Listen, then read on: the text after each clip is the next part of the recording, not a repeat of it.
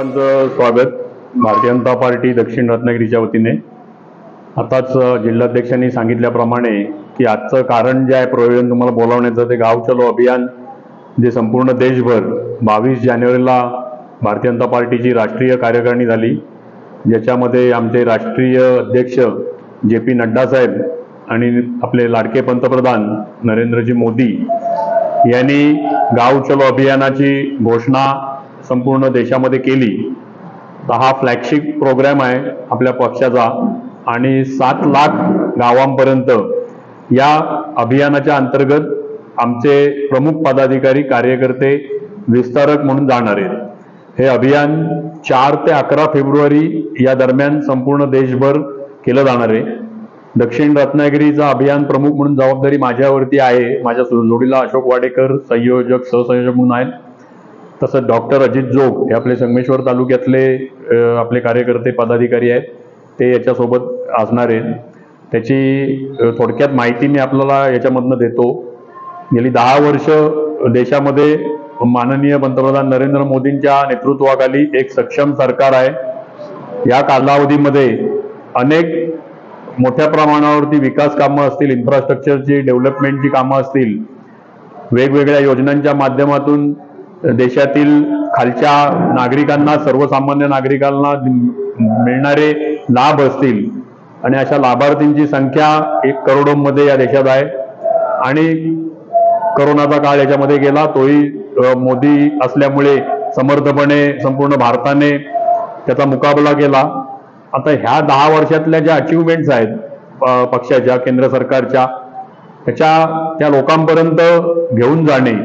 आपल्याला माहिती आहे की फेब्रुवारी एंड किंवा मार्चच्या फर्स्ट वीकमध्ये आचारसंहिता लागेल आणि त्याच्या आधी, निवडणुकीच्या आधी सर्व देशभर राबवलं जाणारं हे पक्षाचं शेवटचं अभियान याच्यामध्ये असेल, की ज्याच्यामध्ये आमच्यासारखे प्रमुख पदाधिकारी, ज्याच्यामध्ये माजी लोकप्रतिनिधी असतील, माजी जिल्हाध्यक्ष, माजी तालुकाध्यक्ष, विद्यमान जिल्हा पदाधिकारी, तालुक्याचे सर्व पदाधिकारी आणि लोकप्रतिनिधी किंवा जे कार्यकर्ते की ज्यांना राजकीय चांगल्या प्रकारची जाण आहे, असे सर्वसाधारणपणे कार्यकर्त्यांची नावं निश्चित करून दक्षिण रत्नागिरीमध्ये 869 बूथ आहेत। तर याच्यामधनं 450 विस्तारक हे गावांमधनं जातील। त्यांनी 24 तास या गावामध्ये ते राहणार आहेत। आपल्या दिलेल्या आपलं गाव सोडून ते दुसऱ्या गावामध्ये जाणार आहेत आणि तिथे काही त्यांनी कामं करायचे आहेत। तिथल्या बूथचे आमचे बूथ प्रमुख, शक्ती केंद्र प्रमुख किंवा बूथ समिती सदस्य त्यांच्या सोबत असतील आणि इलेक्शन मोडमध्ये आमच्या कार्यकर्त्यांना आणणं आणि इलेक्शन प्रचाराची सुरुवात जणू काय आहे अशा पद्धतीने त्यांनी तिथे गावात जायचंय, काम करायचंय। ह्याच्यामध्ये सर्वसाधारणपणे जी काही कामं करायची आहेत त्याची थोडक्यात एक रूपरेषा मी तुमच्या समोर मांडतो। त्यांनी पहिले आमच्या बूथमध्ये जाऊन बूथ प्रमुख, शक्ती केंद्र प्रमुख यांची एक बैठक घ्यायची आहे। त्याच्यामध्ये तिथली बूथ समिती सक्षमपणे आहे की नाही हे ते व्हेरीफाय करतील। तिथे व्हॉट्सअप ग्रुप जो पार्टीच्या माध्यमातून चालवला जातोय तो कशा पद्धतीने चालतोय किंवा तो करायला लागणार आहे का त्याची ते माहिती घेतील। हे संघटनात्मक एक काम त्यांनी प्रत्येक विस्तारकांनी त्याच्यामध्ये करायचं आहे आणि त्याच्यानंतर ते त्या गावातल्या किंवा वाडीतल्या प्रमुख लोकांच्या गाठीभेटी घेतील। त्यांचं जनमानसा, सर्वसामान्य माणसाचं मत काय आहे केंद्र सरकारबद्दल, या लाभार्थींचं, त्या गावात आता लाभार्थी कोण आहेत। आता आपल्याकडे दक्षिण रत्नागिरीमध्ये मोठ्या प्रमाणावर शेतकरी सन्मान आणि आयुष्यमान भारत किंवा गरीब कल्याण योजनेअंतर्गत ज्यांना गेले 4 वर्ष मोफत धान्य मिळतंय असे लाभार्थींची संख्या जी आहे, मातृवंदनाच्या खाली काही आपल्या भगिनी माता आहेत की ज्यांना याच्यात लाभ मिळालेला आहे। काही शौचालयांचे लाभार्थी ग्रामीण भागात आहेत। घरकुल, प्रधानमंत्री घरकुल आवास योजनेचे लाभार्थी आहेत। जलस्वराज्य योजना संपूर्ण रत्नागिरी जिल्ह्यामध्ये प्रत्येक गावात जिथे पाण्याची योजना झालेली नाही तिथे राबवण्याचं काम सुरू आहे, तिथले लाभार्थी आहेत। अशा पद्धतीने शहरी भागामध्ये आयुष्यमान भारतचे लाभार्थी आहेत। तसंच ज्यांना सबसिडी मिळाली आहे पहिल्या घरासाठी 2-2.5 लाख रुपयाची, अशी लाभार्थींची संख्या आहे। आणि दक्षिण रत्नागिरीचा जर विचार केला तर या दक्षिण रत्नागिरी किंवा रत्नागिरी जिल्ह्यामध्ये ही सर्व संख्या काही लाखात आहे। आता ही लाखातली संख्या आहे, ते आमचे विस्तारक जेव्हा जाणार आहेत तेव्हा त्यांनी त्या गावात किती जणांना त्याचा लाभ मिळालाय, कशा पद्धतीने त्यांनी हे केलंय ते त्यांच्या गाठीभेटी घेणार आहेत त्यांच्याशी संवाद साधणार आहेत, त्यांना ती योजना मिळवण्यात कुठची अडचण आली का, त्याच्यातला आणखीन कोण त्यातनं वंचित आहेत का, ज्या गावात जी योजना पोहोचलेली नसेल अजूनपर्यंत त्याची माहिती त्याच्यातनं दिली जाईल. अनुसूचित जाती जमातीचे लोक आहेत, तिथले प्रमुख आहेत, त्या वाडीमधनं आमचे हे विस्तारक फिरतील, ते त्यांना जाऊन भेटतील, त्यांना केंद्र सरकारने केलेलं कामाची माहिती देतील. 370 राम मंदिर किंवा सर्जिकल स्ट्राईक असे अनेक राष्ट्रीय स्तरावरच्या ज्या देशहिताच्या ज्या गोष्टी झाल्या आहेत त्याच्या व्यतिरिक्त ग्रामीण भागामधल्या माणसासाठी किंवा स्थानिक माणसासाठी मोदी सरकारच्या माध्यमातून किंवा केंद्र सरकारच्या माध्यमातून त्या गावातल्या लोकांपर्यंत काय पोचलंय याची सुद्धा ते लोकांना माहिती देतील, त्यांच्याशी संवाद साधतील. खेळाडू असतील त्या गावामध्ये चांगले विशेष प्रावीण्य मिळवणारे तर त्यांची गाठभेट घेतली जाईल. शाळेतल्या विद्यार्थ्यांशी त्यातनं संवाद साधला जाईल. जो नव मतदार आहे, जो आता नवीन यादीमध्ये समाविष्ट झाला आहे, जो पहिल्यांदा मतदान करणार आहे, त्याच्याशी ते संवाद साधतील.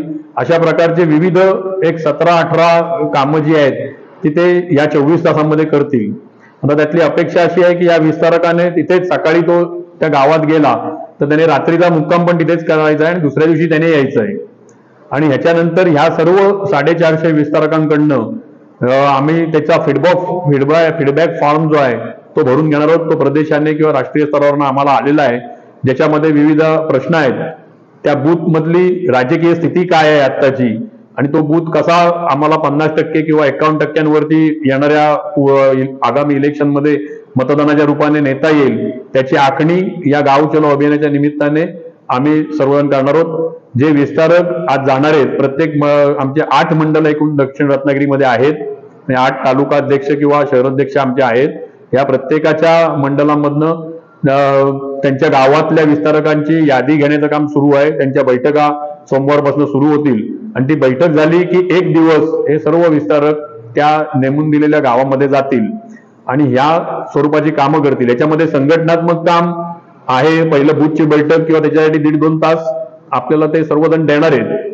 परंतु मोठ्या प्रमाणावर हे काम लोकांच्यात जाण्याचं आहे, लाभार्थींशी संवाद साधण्याचा आहे आणि ज्या केंद्र सरकारच्या योजना आहेत, ज्या त्या लोकांना मिळाल्या आहेत त्या लोकांना भेटणं आहे.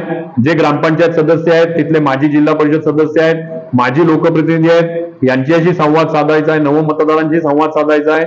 अशा प्रकारची कामं ते करतील. त्याचा सर्व फीडबॅक आम्हाला ते देतील आणि त्याच्यातून पुढच्या निवडणुकीमध्ये, येणाऱ्या निवडणुकीमध्ये त्या बूथमध्ये 50% किंवा 51% होणाऱ्या मतदानाच्या भारतीय जनता पार्टीच्या किंवा महायुतीच्या उमेदवाराला ते मतदान कसं मिळेल हे याचं नियोजन ह्याच्यामधनं होईल. आमचे जे बूथ मधले कार्यकर्ते आहेत, आज संपूर्ण दक्षिण रत्नागिरीमध्ये बूथ प्रमुखांची रचना पूर्ण आली. 869 बूथ मध्ये एक थोडेसे बूथ असतील, परंतु 800 बूथ प्रमुख हे आमचे कार्यरत आहेत आज तिन्ही विधानसभा क्षेत्रांमधनं. तर त्यांना इलेक्शन मोडवरती आणणं, त्यांना अलर्ट करणं, त्यांना येणारे प्रचारामध्ये कशा पद्धतीने लोक तुम्हाला प्रश्न विचारतील तर याच्या संदर्भात त्यांनाही काही त्यातली जाणीव करून देणं किंवा त्यांना त्याची एक रंगीत तालीम सुद्धा या गाव चलो अभियानाच्या निमित्ताने त्यांनी करणं अपेक्षित आहे. आणि अत्यंत महत्वाकांक्षी असं हे विविध आतापर्यंत 10 वर्षात मोदी पंतप्रधान झाल्यानंतर सर्वात पहिलं जे अभियान असेल ते सदस्य नोंदणीचं होतं आणि आपल्या सर्वांना ज्ञात आहे की 9 वर्षापूर्वी त्याची सुरुवात झाली आणि देशात 11 कोटी सदस्य भारतीय जनता पार्टीचे ऑनलाईन माध्यमातून झाले. हा विषय राजकीय इतिहासात पहिल्यांदाच घडला होता भारताच्या किंवा जगाच्या इतिहासात आणि संपूर्ण देशात नव्हे तर सर्वात जगामध्ये मोठा सदस्य संख्या असलेला राजकीय पक्ष म्हणून भारतीय जनता पार्टी उदयास आली होती. त्याच्यानंतर अनेक अभियान आतापर्यंत झालेत. मी आता यापूर्वी म्हटल्याप्रमाणे या निवडणुकीच्या आधीचं हे शेवटचं महत्वाकांक्षी अभियान आहे, ज्याच्यामध्ये स्वतः नरेंद्र मोदी असतील, अमित शहा असतील, नितीनजी गडकरी असतील, देवेंद्र फडणवीस असतील, चंद्रशेखर बावनकुळे असतील, ही सर्व जी नेते मंडळी आहेत. आता महाराष्ट्रातली 50 जणांची टीम आहे, जी कोर टीम आहे भाजपची, ज्याच्यामध्ये प्रमुख पदाधिकारी आहेत, ज्याच्यामध्ये आमदार आहेत काही प्रमुख, आणि प्रत्येक आमदार पासून तो खालचा जो आमचा मंडळातला पदाधिकारी आहे, जो खासदारापासून मंत्र्यापासून ते सर्वजण या गाव चलो अभियानामध्ये सहभागी होणार आहेत आणि त्याचं संपूर्ण मॉनिटरिंग प्रदेशाकडनं केलं जात आहे. त्या फीडबॅक फॉर्म त्यातले भरून घेतले जाणार आहेत. जिथपर्यंत तो फीडबॅक फॉर्म येत नाही तिथपर्यंत हे अभियान पूर्ण झालं असं म्हणता येणार नाही. परंतु दक्षिण रत्नागिरीमध्ये 11च्या ऐवजी कदाचित 3-4 दिवस मागे पुढे होतील. 15 फेब्रुवारीपर्यंत हे अभियान जिल्हाध्यक्ष राजेश सावंत यांच्या नेतृत्वाखाली आणि 3 विधानसभा प्रमुख आमचे जे आहेत यांच्याही नेतृत्वाखाली हे सर्व अभियान राबवलं जाईल. आज आम्ही जिल्ह्याचे जसे संयोजक आहोत तसे प्रत्येक मंडळाचे संयोजक यातनं नियुक्तीची प्रक्रिया पूर्ण झाली आहे आणि सोमवारपासून आमच्या या सगळ्या बैठका सुरू होतील आणि त्याच्या पुढे एक दिवस प्रत्येक प्रमुख पदाधिकारी हा आपलं गाव सोडून दुसऱ्या गावामध्ये गेलेला असेल या अभियानासाठी. याची थोडक्यात माहिती मी आपल्याला दिली आहे. आपण ती आपल्या सर्व मीडियाच्या माध्यमातून लोकांपर्यंत ती पोचवावी.